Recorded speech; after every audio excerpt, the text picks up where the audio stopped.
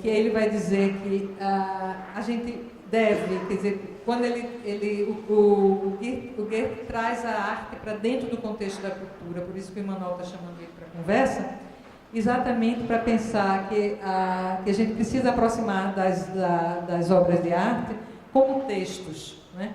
Que é preciso ler à luz de um contexto, né? Então, é importante, eu estou sempre usando a palavra leitura aqui, ler e leitura, no sentido desse procurar entrar em contato com esses códigos que constituem essa linguagem, né? Procurar compreender essa linguagem, procurar entrar em contato, porque ele vai falar também, né, da importância da arte como a narrativa. Seja ela uma dança, um espetáculo, seja ela uma coreografia, uma encenação, ela tem um texto. Então, estou falando de texto, de leitura, não especialmente como leitura, como palavras, mas como texto e leitura de uma imagem, de uma música, de uma produção artística como um todo. E ele vai... Dá para ver? A obra de arte como relato aberto, né? Entender que a obra de arte, ela não é um texto que tem um sentido único, né? Ela é um texto que tem um sentido mediante o instrumental que eu, leitor desse texto, tenho para entender esse texto. Então, o texto, ou seja, a maneira de eu interpretar, ela é uma questão da ordem da interpretação. Então, a maneira de eu interpretar é a partir dos recursos que eu tenho para essa interpretação. Então, esses recursos, a gente pode aprimorar esses recursos, a gente pode entrar em contato com mais elementos dessa linguagem para poder entender como ela se constitui, para poder ter mais instrumentos para ler, né? Mas os relatos são abertos, né? Isso já dizia Umberto Eco, isso já vem sendo, né, já é um discurso que vem sendo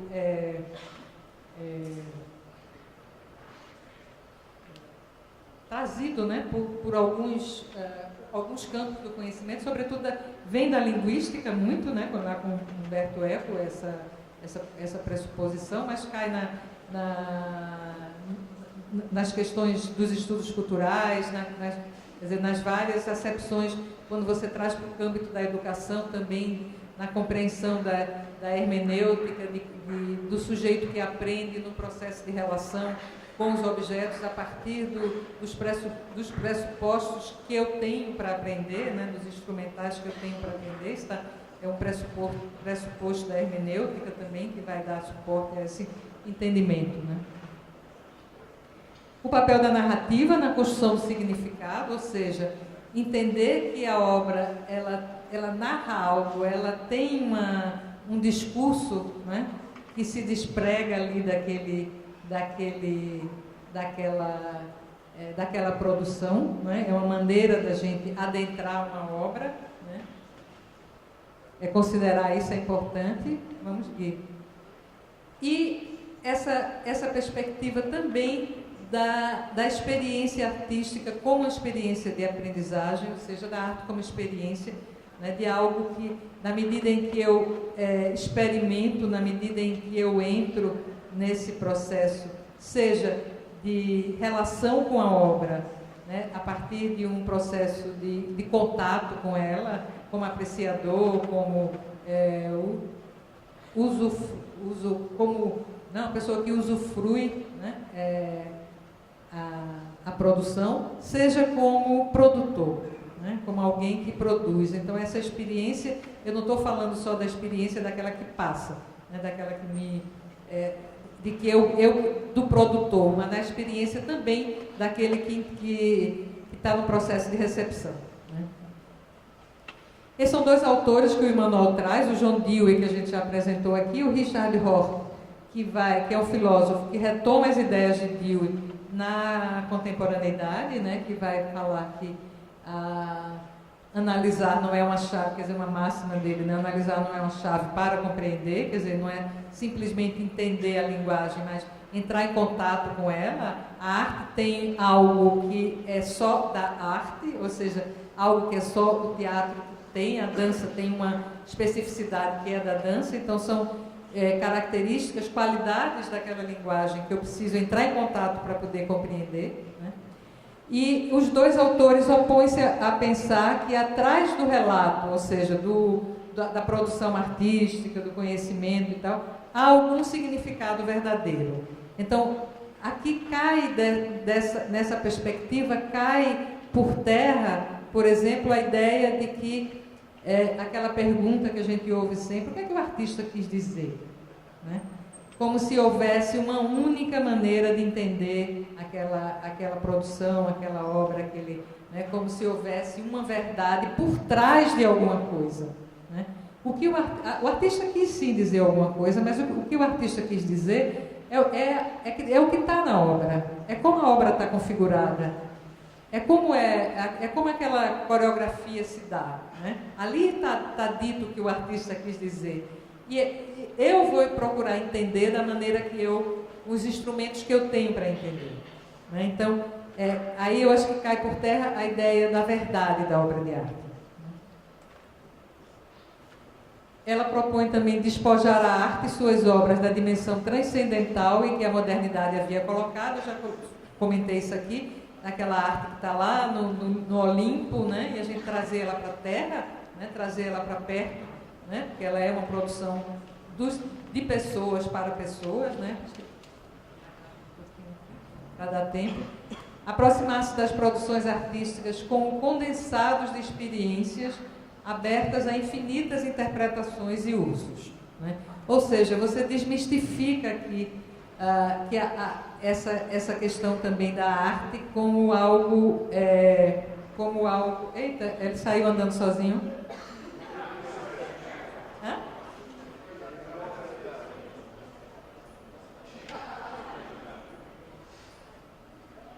Aí.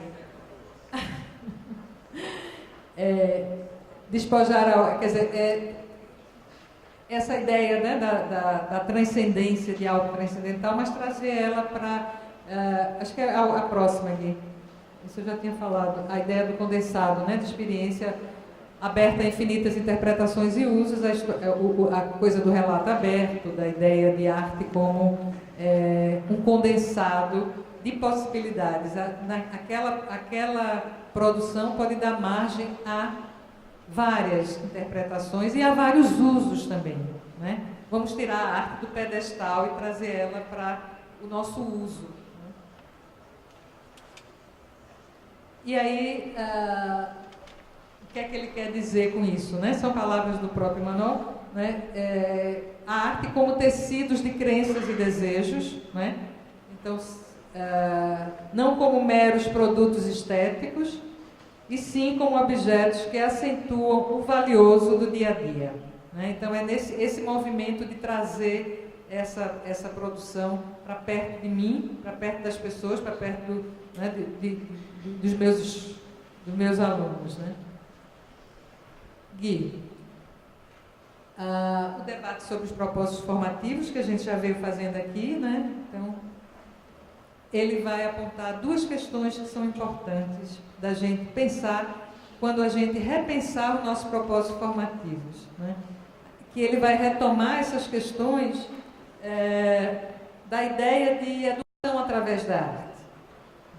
Que que essas experiências com a arte,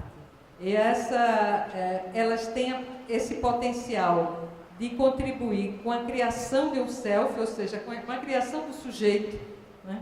Com a criação de cada um. Então, quando eu estou trabalhando com arte com as pessoas, eu contribuo com a formação delas, né? No domínio do código, elas estão entrando em contato com o código, mas na medida em que eu dou possibilidades dela diversificar suas experiências estéticas, eu dou possibilidade dessa pessoa se experimentar em diferentes situações, né?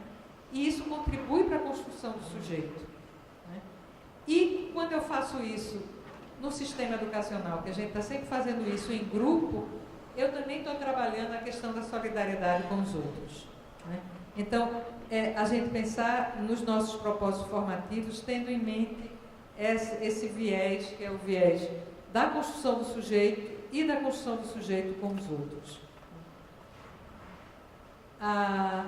E aí, eu gosto muito dessa palavra, que é uma palavra que tem sentido em espanhol, né, mas que em português também ela é uma palavra, o enredar-se, né, porque ela traz a ideia de rede, ela traz a ideia de que a gente entra nessa rede, de que a gente se enreda. Ela traz a ideia do comprometer-se também, né? Quando eu me enredo, eu estou comprometido com alguma coisa também, né? O enredar-se como base da reconstrução social, né? Então, eu acho que esse é um ponto também importantíssimo da gente levar em consideração. Sobretudo, né, eu acho que assim, eu fui buscar aqui as ideias do Emmanuel exatamente porque eu acho que ele tem esse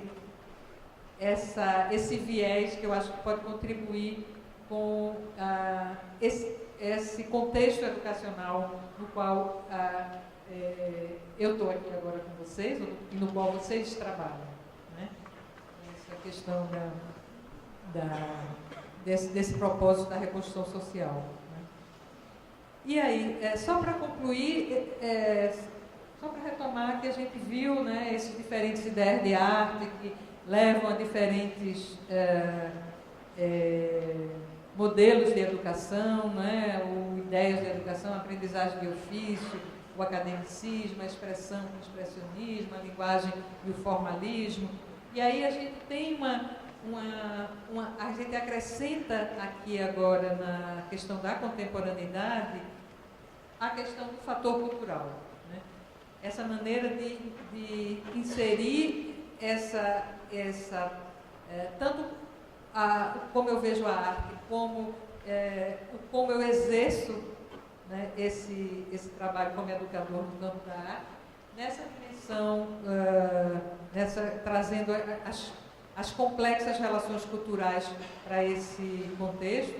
Aí eu vou trazer, que eu resumo um pouco disso que ele propõe aqui, que é entender a arte como sistema cultural, né, que vai levar a uma redefinição de objeto, de estudo, né, todo artefato pode ser gerador de experiência, né, ou seja, tira a arte das belas artes só, mas eu posso trabalhar com uma multiplicidade de produções, né, de vários campos.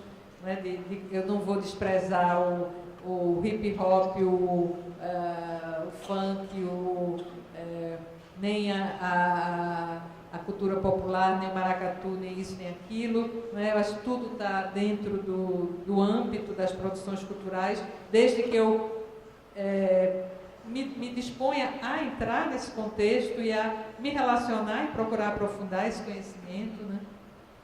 O relato e a obra de arte como relato e obra aberta, né? A experiência, a questão da experiência, a revisão dos propósitos formativos, a criação de si, a solidariedade com os outros e a questão da revisão metodológica, que a gente não tem.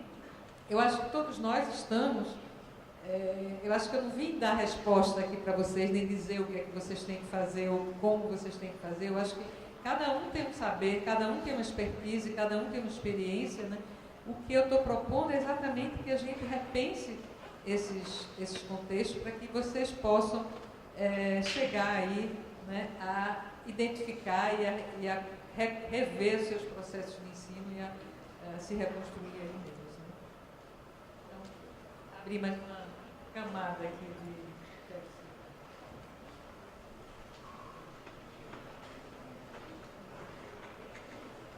Ah, sim.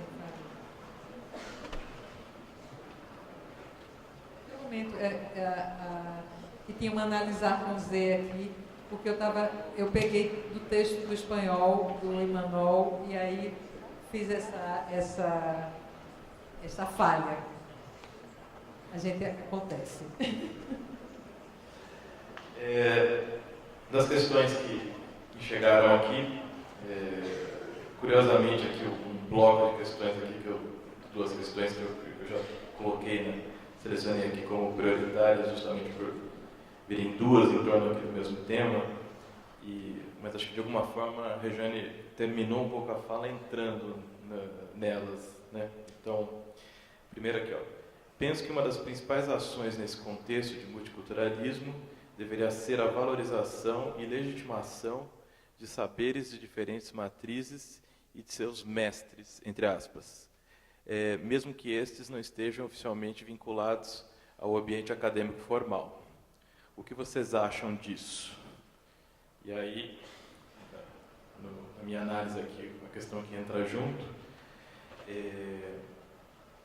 qual sua opinião ou como lidar com formas expressivas advindas de localidades desprivilegiadas socialmente, notadamente no tocante à apropriação de conteúdos da, entre aspas, educação oficial, como o chamado, entre aspas, funk ostentação. Funk ostentação. Funk ostentação. E aí acho que houve uma complementação aqui da mesma pergunta. Quem que fez essa pergunta? E aí veio uma complementação depois, né? Sobre o funk ostentação, a pergunta foi pensada a partir de Canclini sobre o conceito da reprodução. Discussões sobre esse assunto englobam costumeiramente questões meramente de estética, quase sempre, ou talvez por isso, desencontradas. A pergunta anterior quem fez? Ah, estão juntos. Estão com chave.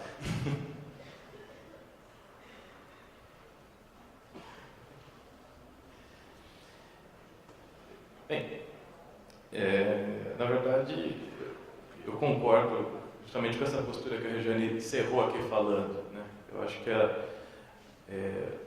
todas essas manifestações culturais, elas têm que ser trabalhadas, elas têm que ser primeiramente vistas, né, entendidas pelo educador, para poder trabalhar com elas, né, primeiro aceitar e entender esses referenciais que possivelmente não sejam os referenciais do educador. E eu digo por mim, né, eu mesmo tive a oportunidade de fazer um trabalho onde eu já conceitualmente já entendi a importância de reconhecer a cultura hip hop, mas me conscientizei que era um reconhecimento puramente formal, assim, puramente intelectual, porque eu continuava vendo essa cultura como algo muito distante de mim, como uma coisa que enfim, era um reconhecimento puramente intelectual. E aí tive a oportunidade de num trabalho junto a um grupo de estudantes de artes visuais, propus que juntos, né, pesquisássemos essa cultura, né, para a gente entender e poder parar melhor e pensar a respeito, né. E foi interessante porque aí dentro do grupo tinham pessoas que estavam ligadas, né, a essa cultura, né, especialmente a relação à linguagem do grafite, e eu pude aprender muito, foi muito interessante, e para o grupo também, assim, vários preconceitos foram trabalhados, né, e a gente pôde discutir justamente a possibilidade de ampliação, né, dos repertórios culturais a partir da valorização da cultura local. Né. Então, realmente, eu acho que tem que ir ao encontro, né, porque corre-se o risco de haver uma negação prévia, né, ainda que não dita, né, de ignorar, né, reconhecendo como uma manifestação menor, e o educador não vai ao encontro para buscar entender esse fenômeno. Acho que isso é um problema. Eu acho que esse exemplo que o Eric, trazendo a questão, né, e o exemplo que o Eric deu aqui, eu acho que mostra uma coisa que eu acho que é importante.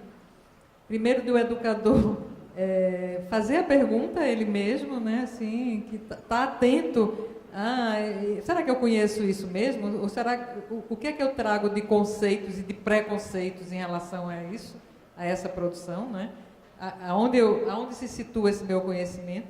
E ter a clareza de que eu preciso entrar no processo de pesquisa junto com o grupo, né? Então, eu acho que sai daí desse lugar esse educador que se pretende dominar tudo sobre aquilo, né? Ou dominar todo o conhecimento sobre aquela linguagem. Então, voltamos aqui à ideia do educador que constrói junto, sim.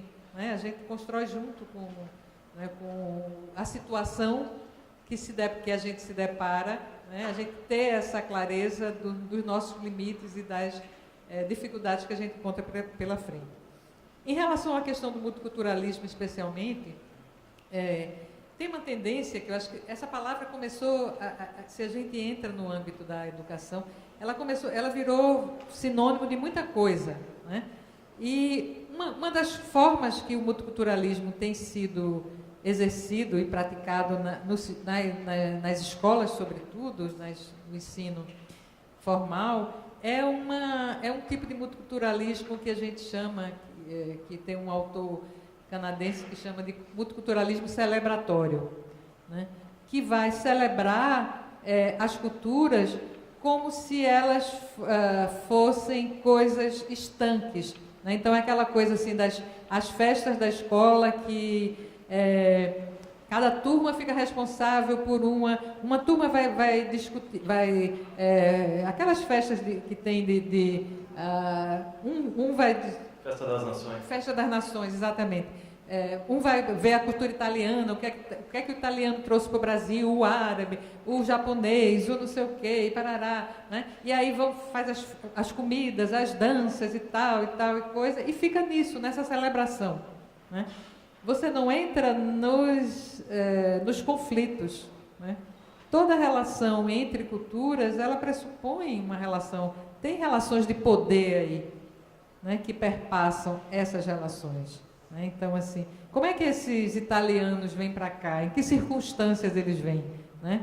É a mesma coisa, como é que os negros vêm para cá, né? Como é que eles, em que circunstâncias se constitui essa cultura hoje chamada afro-brasileira, né? Como é que, né, que representações se constroem a partir dessas relações de poder, né? Então, eu acredito nessa questão do multiculturalismo quando a gente tem essa disposição de enfrentar os conflitos. E não é fácil, porque você vai entrar aí em várias searas, né? Ou seja, em várias áreas, inclusive, de conhecimento também, né? Porque a gente precisa de outros apoios para poder entender melhor aquelas situações, entender melhor as questões políticas, as questões sociais, né? Então, por isso que quando a gente tira a arte lá de cima do pedestal e traz ela para o âmbito da cultura, e entende ela dentro de um sistema, entre outros, a gente vai entender, por exemplo, a relação da arte com a religião, com as religiões, né?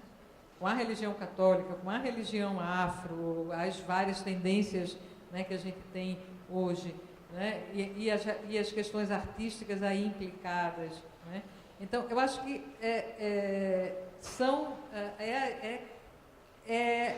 a forma de entrar, né? É como eu vou encarar. Então, eu preciso rever esses meus pressupostos, estar disposto a me desarmar também, né? A não ser, a não achar que eu vou estar respondendo aqui tudo para vocês, né? Por exemplo, né? Mas entender que, né? Como é que eu posso problematizar isso? Só uma questão que eu sempre me lembro disso, assim, sempre que é possível, eu gosto de provocar sobre isso, é o risco que todos nós aqui corremos de se apropriar dessa manifestação cultural local, né, desprivilegiada, né, para estabelecer uma conexão com o aprendiz, com o estudante, né, mas na verdade, como você não reconhece aquela manifestação, você está usando ela apenas como uma isca para conquistar o aluno, o estudante, né? E aí tipo, conquistou, agora eu vou te mostrar o que é cultura de verdade. Eu já me peguei fazendo isso, eu já me peguei com esse entendimento, né? E esse certamente não é um entendimento intercultural, libertador, né? Eu acho que todos nós aqui corremos esse risco, né? Na perspectiva, né, do estou levando cultura, né, enfim. Então acho que é diferente de ir ao encontro mesmo, ir ao encontro e tentar entender e aí sim abrir para outras possibilidades. Afinal de contas, eu acho que a gente não está só para reafirmar a cultura do estudante, do aprendiz, né, porque essa cultura ele já vivencia, né. Eu acho que é nosso papel também apresentar outros referenciais, mas eu acho que esse é um risco perigoso que a gente corre, né? Enfim, não sei quem também se sente na mesma situação aí. Temos pouco tempo, vamos ver o que ainda... tem mais um jogo aqui de duas questões. Esbarra, né, um pouco. Indústria cultural versus arte e educação. Quais os aspectos positivos e negativos desta relação? Quem protagonizou essa pergunta? Não está mais? Foi. E aí, junto aqui, numa associação minha, obviamente, como trabalhar com o aprendiz a partir de suas próprias vivências e bagagem cultural, tendo em vista que ele tem acesso através de uma mídia imediatista e simplória. Essa... Quem? Olha, a indústria cultural, ou a cultura de massa, ou as mídias, é uma produção cultural do capitalismo, né, que está diretamente ligada a esse sistema que a gente vive, esse estímulo, né, de consumo, que povoa o imaginário, que está aí, e que está muito próximo que é uma produção. Eu acho que quando a gente fala de multiculturalismo, a gente está incluindo isso também, né? Essa produção, ela está dentro, ela está no contexto de consumo e dessa... Então, eu acho que se relacionar, procurar entender que efeitos isso causa, não é? Eu acho que não é uma questão de contrapor indústria cultural e arte-educação. Arte-educação, eu faço arte-educação e considero a indústria cultural, considero a cultura de massa, considero a cultura popular, considero a cultura erudita, considero a cultura, sei lá, né, de várias... Está entendendo? Então, assim, eu não vejo a coisa como contraposição. Eu vejo que essa indústria cultural, ela também me forma, ela também forma as crianças. Hoje as crianças, elas estão, quer dizer, hoje meus filhos já tinham, né, eu já fui de uma geração que eu via a televisão chegar, então, bastante idade, mas assim, meus filhos viveram, né, nessa questão da... Então, eu acho que a educação, ela tem muito a contribuir com uma postura crítica que eu posso desenvolver e que eu posso trazer essas produções como elementos para discussão, né? Eu uma vez eu sei que aqui tem muita gente de teatro, e uma vez eu estava fazendo um trabalho também assim, só que com um grupo menor de educadores no SESI, e era um grupo de educadores de teatro, e quando eu estava fazendo uma relação entre cultura visual das mídias, né, que é essa cultura visual que a gente está imediatamente relacionado com as propagandas, como é que se chama? Esses HQs, os filmezinhos de televisão que as crianças veem o tempo inteiro, e estimulando que isso seja considerado também como elemento para discussão, para conversa, para entendimento numa aula de artes. A mesma coisa, aí eu falei, é a mesma coisa que o educador de teatro considerar o teatro que está sendo desenvolvido no teatro e desconsiderar, por exemplo, a encenação ou o teatro que é feita na televisão numa novela, né? Então, a novela é para o teatro o que o filme, a mídia, a propaganda é para a indústria visual, né? A cultura visual e a cultura, digamos assim, a cultura de massa. Do teatro é a novela, é o que... Quer dizer, se você vai para para lidar com um grupo de crianças e você desconsidera, não, novela é uma porcaria, não presta, aquilo não é uma forma... E você não considera aquilo como algo que forma aquela criança, que traz referências para ela, então vamos desconstruir essas referências, vamos estudar como é que se dá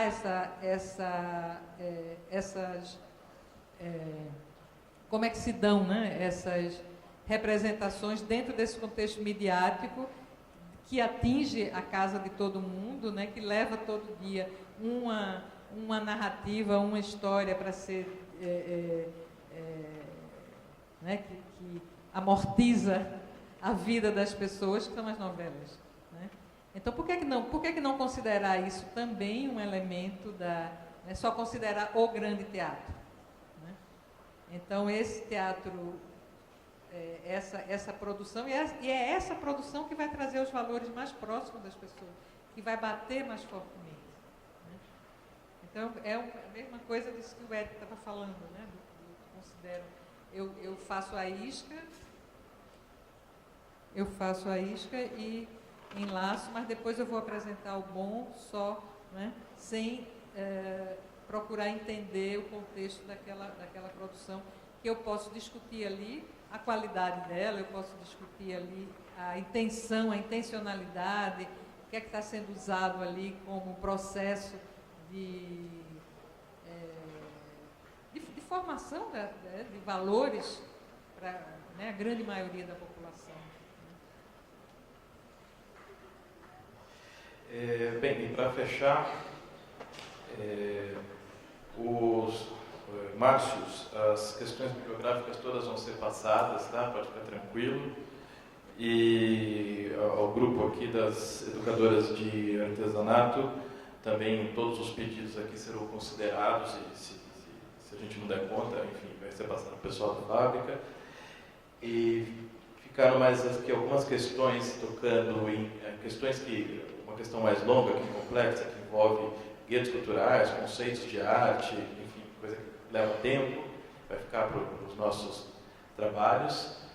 Outras questões mais ligadas às questões metodológicas e apropriações metodológicas, né, desse cenário da educação artística mais centrado nas artes visuais e como que isso se dá nas outras linguagens. E para fechar aqui vem um comentário, né, que acredito que o equilíbrio entre o logocentrismo e o expressionismo é fundamental para o desenvolvimento pleno de um indivíduo artístico. A falta de técnica, muitas vezes, entre aspas, poda a expressão, assim como a falta de expressividade engessa o ser criativo. Quem fez o comentário? Ok, obrigado. E tem mais um aqui que eu entendi como um comentário também, e acho que fica para uma reflexão geral aqui, né?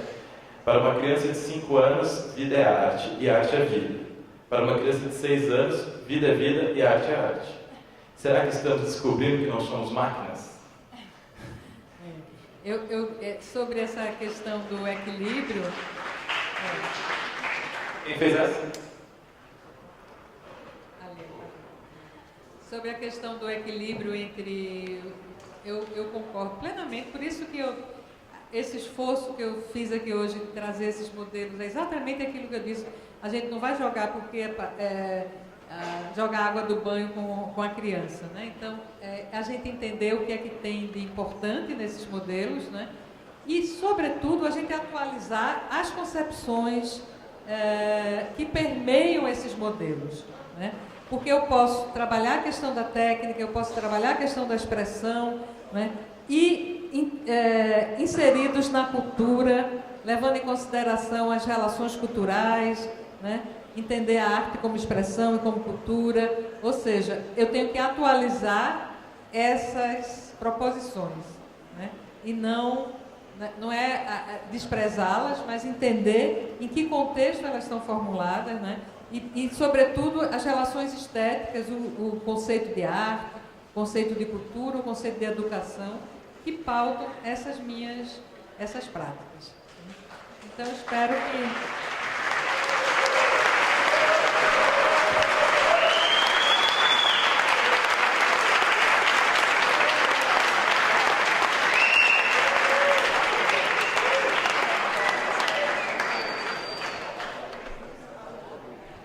Obrigada a todos, obrigada a vocês pela parte. A gente vai estar, eu vou estar aqui, eles vão continuar e eu vou estar no final de maio, né? A gente vai se encontrar mais uma vez por aqui, tá? Bom trabalho para vocês. Até a próxima. Obrigado.